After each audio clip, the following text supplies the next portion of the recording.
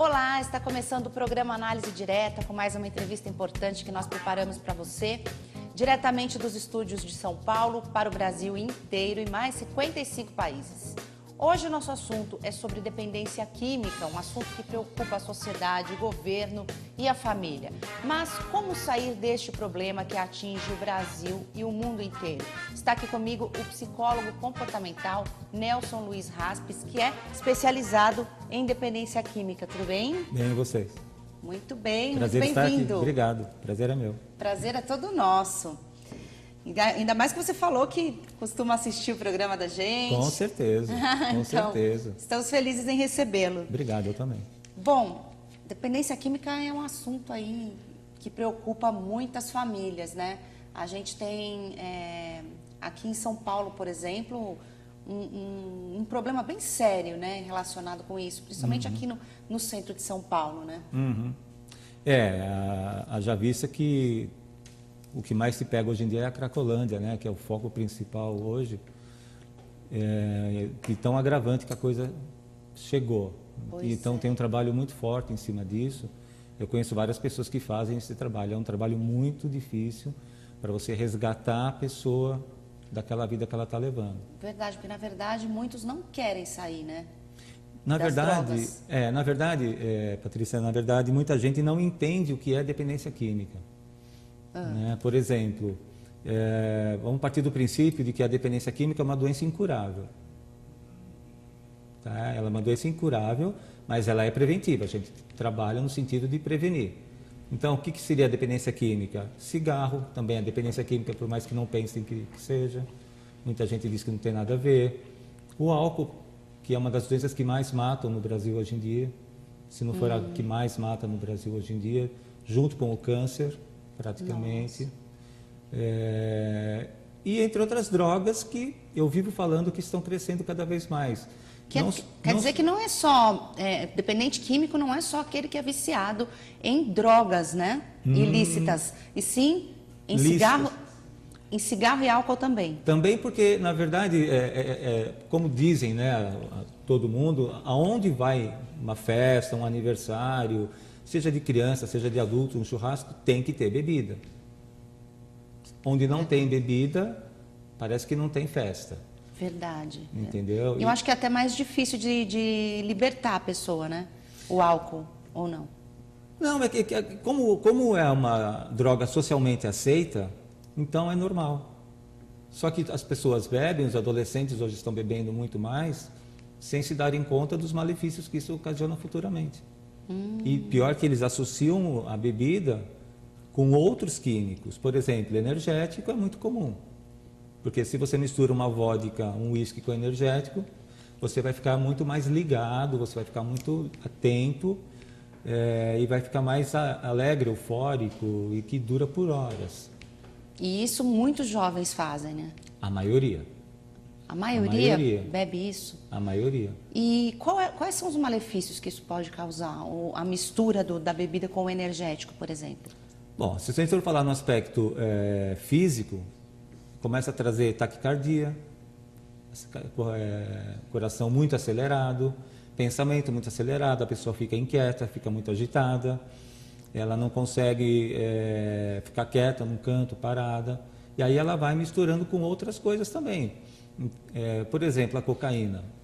Muitos utilizam a cocaína após o álcool, que é para cortar o efeito do álcool para continuar bebendo mais. Então é muito comum também nas baladas terem usuários de cocaína.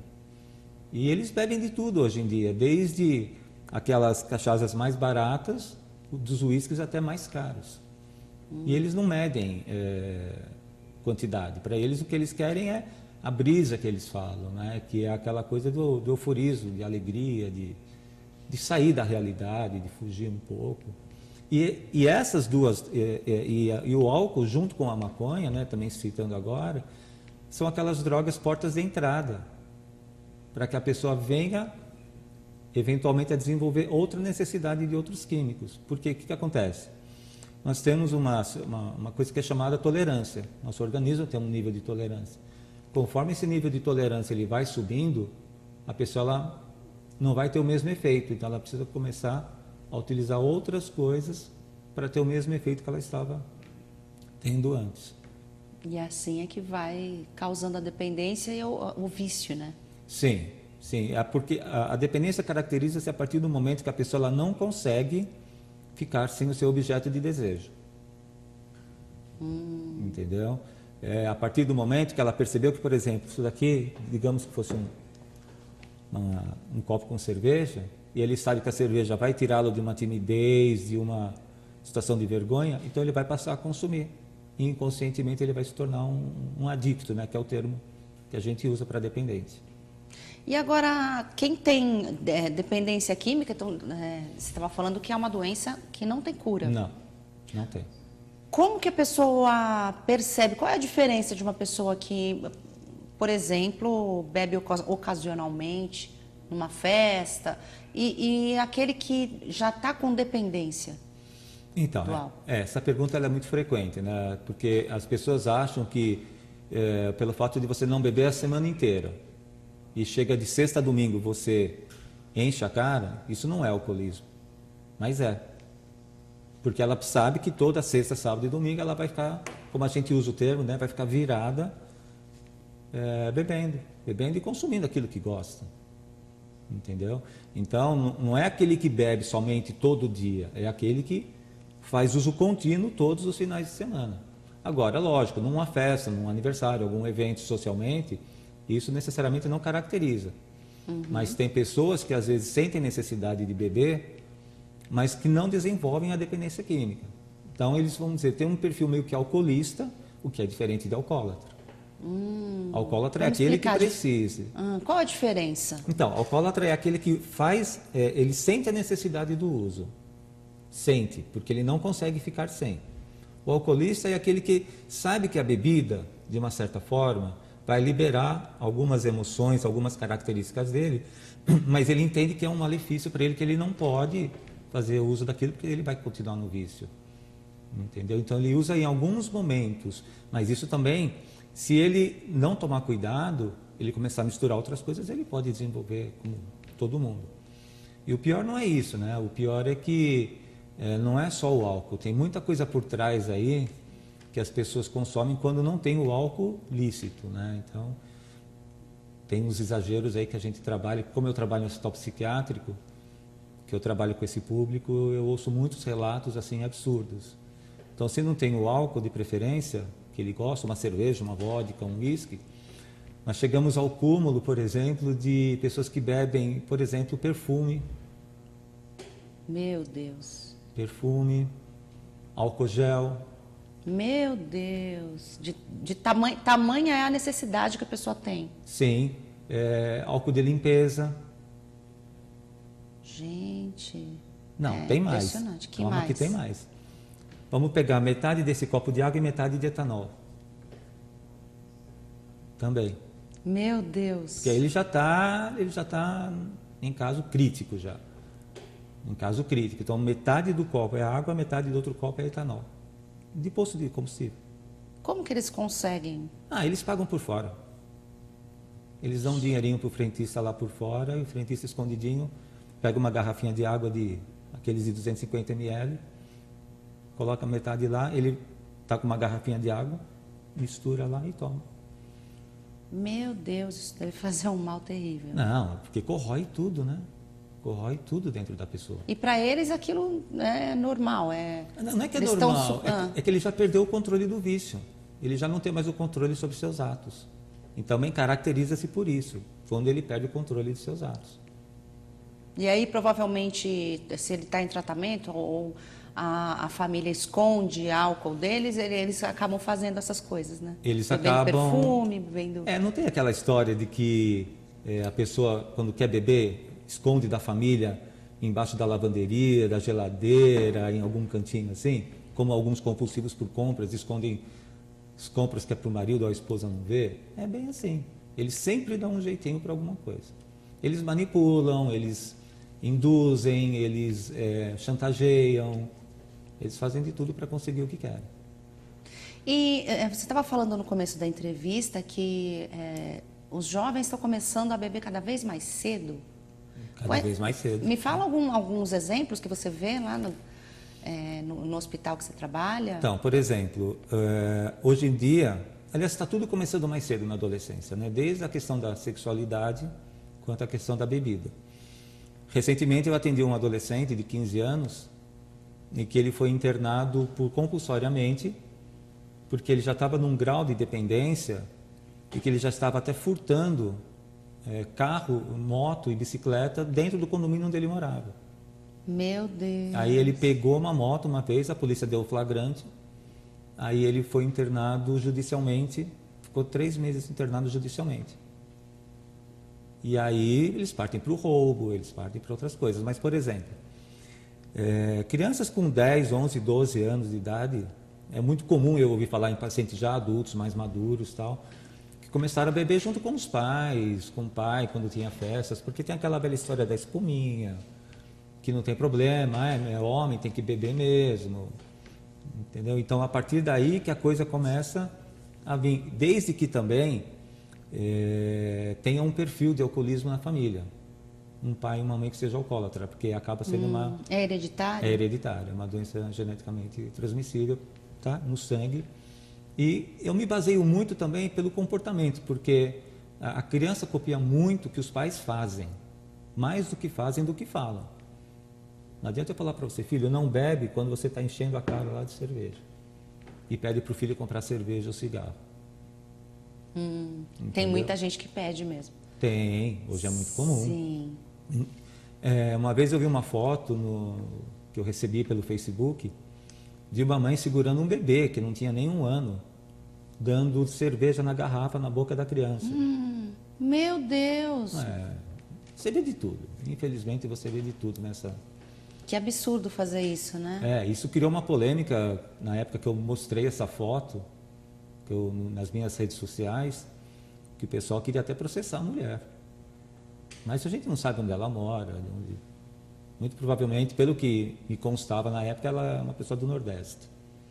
Mas com o bebê de colo e a mãe e o menino, com a criança bebendo uma garrafinha de cerveja. Ainda tem muita gente que não tem essa noção do mal que pode fazer para uma criança? Tem. Essa mãe, por exemplo, pode... Qual é a sua opinião? Você acha que ela pode não saber quais são os efeitos? Na verdade, eu acho que, como para eles é tão comum beber, eles talvez não tenham a consciência ou não queiram ter a informação dos malefícios. Todo mundo, eu acho que é impossível alguém não saber os malefícios que esses vícios ocasionam. Bebida, cigarro e etc. Entendeu? Então, essa foto foi a que impactou bastante e que quando eu coloquei nas redes sociais, muita gente fez assim, comentários pesadíssimos. Para você ver como que começa a questão da dependência. Da dependência. Eu vou chamar o intervalo, mas a gente volta já já, não saia daí.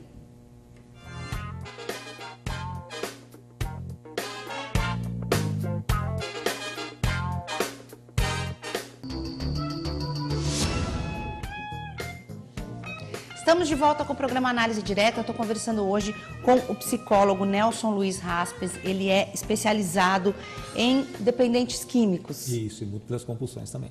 E o quê? Múltiplas compulsões. Múltiplas compulsões. Que seria... Vamos pegar, por exemplo, por compras, alimentos, doce, sim, existe... jogos de azar, compulsão por trabalho, por sexo. Gente, mas tem compulsão por tudo, né? Eu falo o seguinte, né, que o mundo moderno trouxe vícios novos. Então, hoje em dia, não existe uma pessoa que não tenha, no mínimo, alguma coisa compulsivazinha, assim. No mínimo é gastar alguma coisinha aqui, outra coisinha lá. Eu acho que o consumismo é mais difícil de controlar, né, assim, hoje em dia, porque... Sim. E hoje em dia, e hoje em dia o que está na moda é a questão do celular e internet, né? Sim. E essa é... Tem gente que troca de celular, assim, com uma rapidez, né? Não usa o celular nem 1 ano. Não, e nem isso. Tem gente que anda com 2, 3 celulares, que quando acaba a bateria de um, já pega outro. Meu Deus! Que é para não perder a conexão, ficar ligado 24 horas por dia. Eu atendo pessoas assim, com vício de computador. Eles perdem a adolescência na frente do computador. Que nem os pais sabem mais como abordar isso com os filhos. É muito difícil de tratar esse tipo de compulsão? Todas as compulsões é muito complexo, né? Porque a pessoa está tão condicionada naquele padrão que ela gosta daquilo, que ela prefere aquele mundo do que o mundo real, que ela tem medo muitas vezes de enfrentar o mundo real, que para você tirá-la, você tem que quebrar a rotina dela, você tem que criar mudanças na rotina de vida dela. Então, por exemplo, em vez de ficar no computador, vamos sair, vamos passear, vamos sair com os amigos. Mas tem gente que abdica até da própria vida pessoal e social justamente porque fica no celular. Então, é gente perdendo emprego, gente repetindo de ano na escola, gente que, quando quebra um celular, por exemplo, fica desesperado, como se estivesse numa abstinência química, que é muito comparado a isso. A pessoa fica desesperada, fica praticamente em crise, chora, esperneia, de tão grave que é não ficar sem uma conexão. Se cair a conexão, então, aí a pessoa surta. Gente, a gente ri, mas É a pura realidade. é uma coisa séria, né? É a pura realidade. Você estava falando que o mundo de hoje trouxe vícios novos e também drogas novas, né? Drogas novas. Drogas novas. Como que está esse mundo das drogas? Assim, tem muita coisa que existe, que está sendo feita, drogas que a gente nunca ouviu falar e que os jovens estão consumindo por aí? Tem aquelas drogas que a gente conhece, né? Cocaína, crack, heroína, LSD, a própria maconha, né? Que tem o êxtase, né? Também aquela droga bem alucinógena. Mas hoje em dia também não são só as drogas novas, são como elas são utilizadas. Entendeu? Tem drogas, tem uma droga que você já ouviu falar, chama, parece que Hulk, se não me engano, que a pele fica toda esverdeada, a pessoa ela perde, porque afeta todo o corpo, afeta a pessoa, fica toda desconfigurada.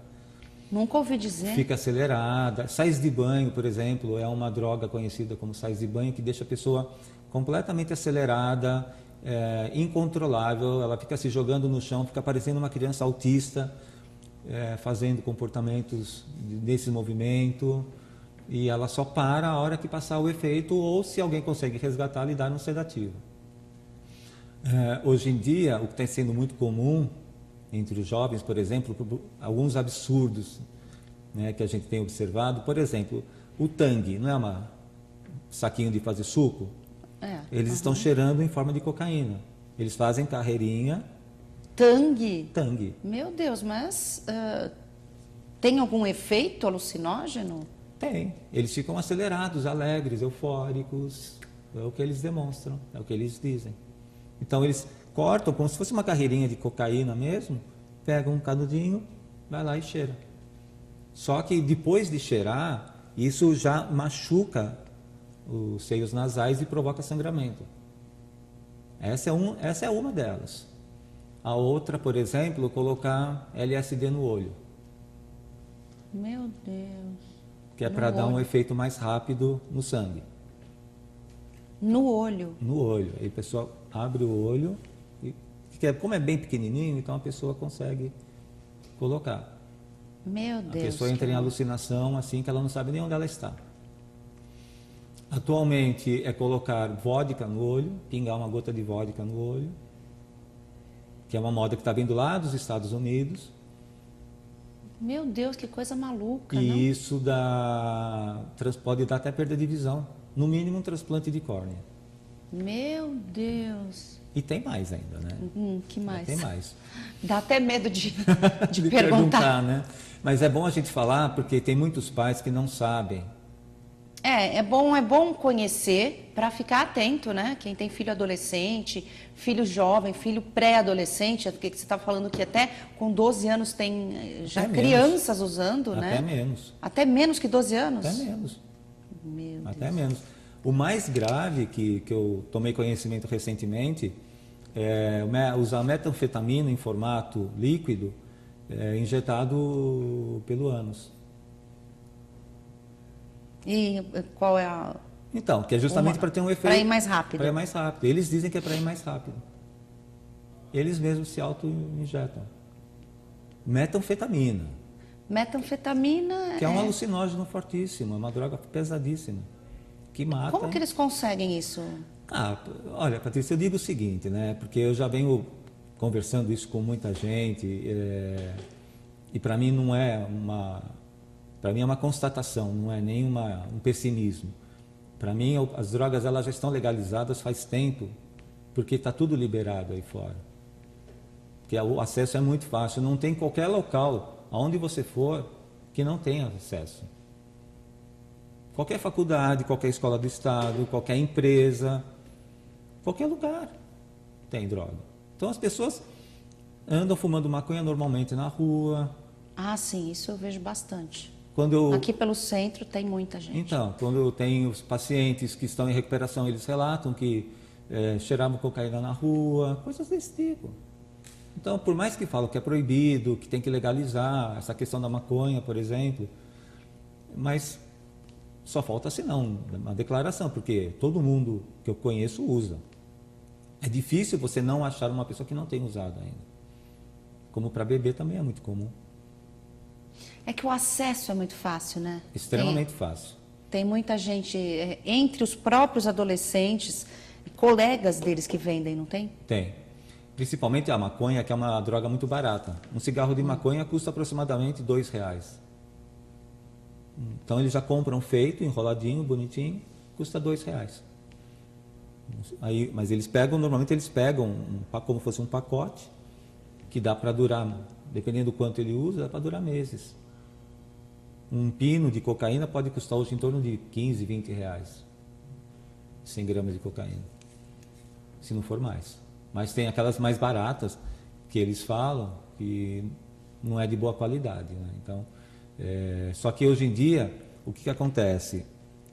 Alguns estudos que eu tenho visto, tenho estudado, mostram que eles não estão consumindo necessariamente a cocaína, estão consumindo coisas até piores que se passa como se fosse cocaína. E aí traz consequências muito mais graves. Porque vem na mistura, né? Vem na mistura. O que pode vir numa mistura de cocaína? Então, bicarbonato, um pouco da metanfetamina. Eles misturam tanta coisa junto que eles criam as próprias misturas. Então, eles misturam bala com LSD, com crack, com um monte de coisa e injetam. E cheiram. A ponto de ter aquela brisa de... Então, eles misturam bicarbonato, cola, solvente, às vezes até gasolina, um álcool dentro de casa. Eles fazem toda uma mistura que é para baforar. Entendeu? E tem aquelas drogas que você, inalando pela boca, já em questão de segundos a pessoa já está totalmente alucinada. Não teve uma adolescente recentemente que faleceu por conta de cheirar o gás Ah, sim. né? Do carro, né? Do carro, exatamente. Foi da buzina, né? Da buzina. Foi, né? Exatamente. Por quê? Porque aquilo é altamente tóxico. Entendeu?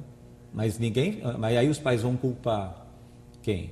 Vão culpar os outros quando eles nem sabiam que o filho estava usando.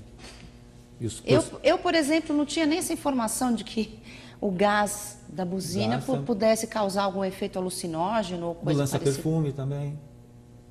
O lança-perfume já é uma droga bem antiga, né? Sim, mas hoje a mistura é outra, a composição é outra. Eles colocam mais químicos lá dentro, que é para a pessoa ter um efeito mais rápido. Entendeu? É preocupante. Em outros países, esse consumo também tem sido grande entre os jovens? Isso é a nível mundial, né? Essa é uma questão mundial. A diferença é que alguns países já legalmente já liberaram a maconha, por exemplo, tem a Holanda, o Uruguai.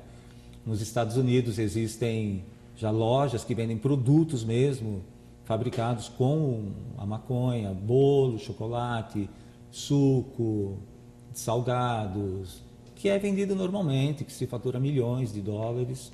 Chocolate? Chocolate. Com maconha? Bolo, suco. E são vendidos assim? Vende comercialmente, como se fosse você entrar numa loja da esquina assim e comprar. E é permitido? É permitido. É lá no estado da Califórnia, se não me engano. Na sua opinião, se fosse legalizada a maconha aqui no Brasil, por exemplo,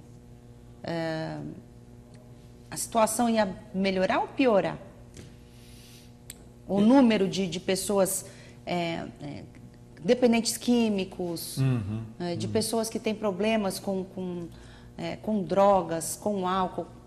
Como você acha que é essa relação assim, entre o uso, o consumo e a legalização ou não?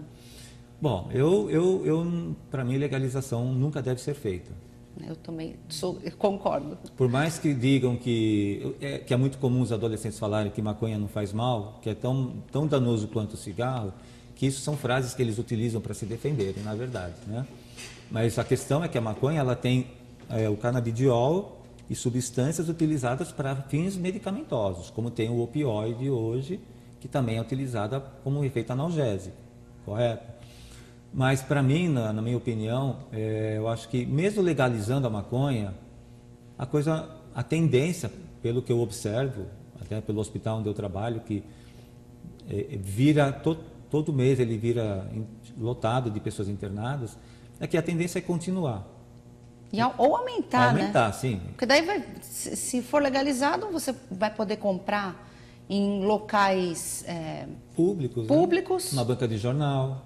Que por enquanto... Uma padaria. Sim. Por enquanto, pelo menos, existe o acesso, né? A gente sabe que existe, a gente sabe que tem gente até infiltrada no meio das escolas, né? Amigos dos adolescentes que vendem. Né? Mas, mesmo assim, é mais difícil do que ir a um lugar público comprar uma coisa permitida, né? E para eles o que é proibido é melhor, né? Então vamos fazer proibido, que é mais fácil hoje. Agora, quando for legalizado, se for legalizado, que eu espero que não seja, né? A questão é que a minha tendência, a minha perspectiva é que aumente. Que aumente o consumo. Até porque, foi como eu disse agora há pouco, né? A cada dia se cria um tipo de droga nova.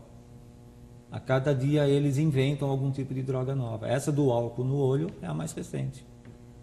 Meu Deus, é terrível. Só de imaginar pingar uma vodka no olho. E arde, né? Arde muito. Deve arder demais. E deve até provocar cegueira. Provoca cegueira e, no mínimo, um transplante de córnea.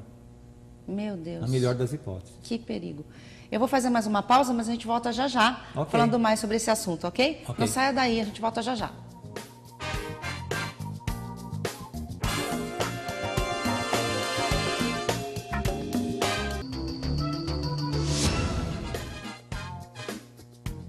Estamos de volta com o programa Análise Direta.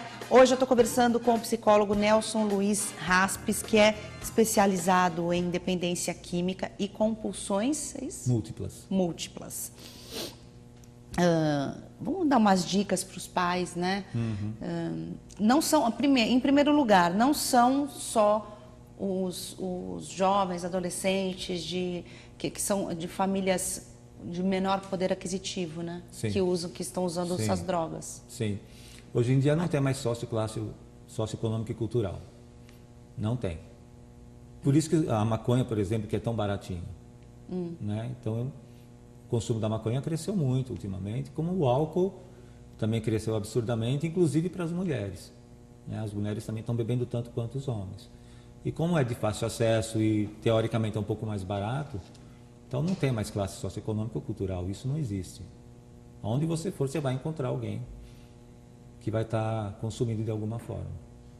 A questão é como que a pessoa usa, o quanto ela usa.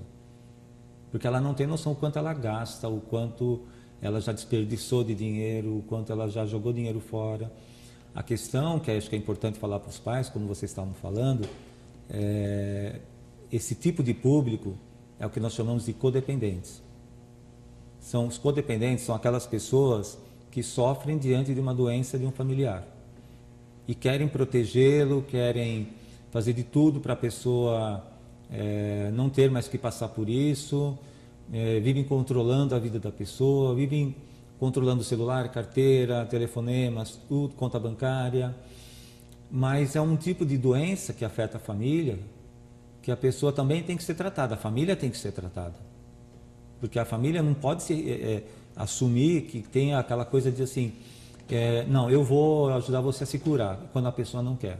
E quando a pessoa não quer e você fica insistindo, a tendência do outro é continuar usando em vez de parar, porque a droga, o químico, ele anestesia sentimentos, pensamentos e comportamentos das pessoas.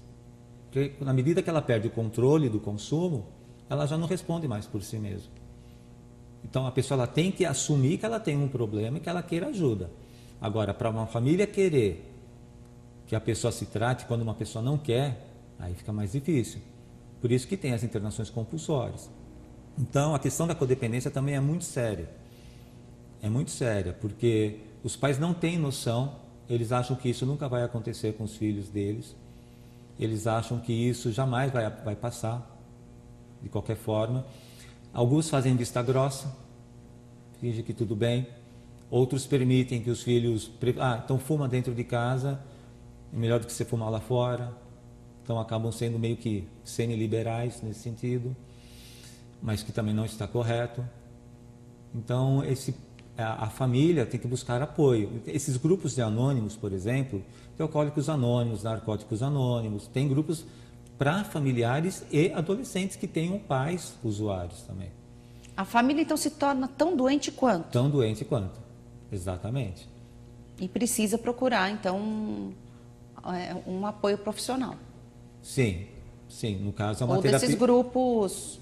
ou é uma terapia de grupo de apoio, terapia de grupo, também em paralelo uma terapia individual. Eu costumo atender casais de pais que têm filhos usuários. E eu aconselho a procurarem um Amor Exigente, que é um grupo de apoio exclusivamente para pais de adolescentes. Amor Exigente? Amor Exigente, que é um grupo tem um trabalho muito forte, muito bom.